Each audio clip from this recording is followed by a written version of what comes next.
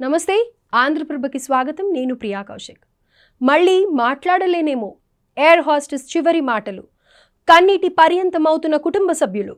Ahmedabad civil ఆసుపత్రిలో హృదయ విదారక పరిస్థితులు కనిపిస్తున్నాయి. బంధువుల రోదనలు మిన్నంటగా కన్నీటి దారాలతో ఆసుపత్రి నిండిపోయింది. ఎటువైపు చూసినా ఆర్తనాదాలే. లోపల మృతదేహాలు, బయట కుటుంబ సభ్యుల పడిగాపులు.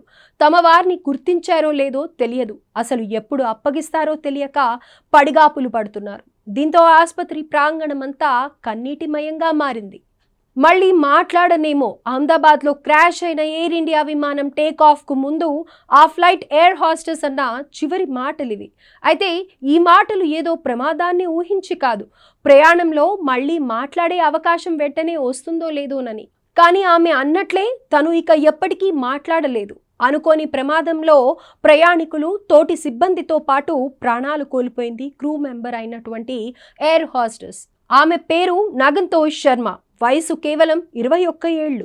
మణిపూర్కి చెందిన నగన్తోయ్ శర్మ 19 ఏళ్లకే ఎయిర్ ఇండియాలో ఎయిర్ హోస్టెస్గా చేరింది.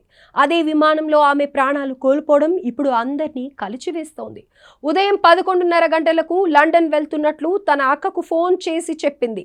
ఈ సందర్భంగానే మళ్ళీ మాట్లాడడం కుదరదేమోనని తెలిపింది. జూన్ 15న తిరిగి వస్తానని సోదరికి సమాచారం ఇచ్చింది నగన్తోయ్ శర్మ. అయితే తన చివరి మాటలు తలుచుకొని కన్నీటి పర్యంతమవుతోంది ఆమె కుటుంబం. నగన్తోయ్ మరణ వార్త తెలియగానే మణిపూర్లోని ఆమె కుటుంబ సభ్యులు తీవ్ర విషాదంలో మునిగిపోయారు.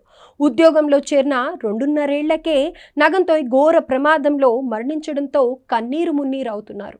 అయితే ప్రమాదం జరిగిన తర్వాత రాత్రి వరకు ఎయిర్ ఇండియా నుంచి తమకు అధికారికంగా ఎలాంటి సమాచారం రాలేదని ఎయిర్ హోస్టెస్ కుటుంబం చెబుతోంది.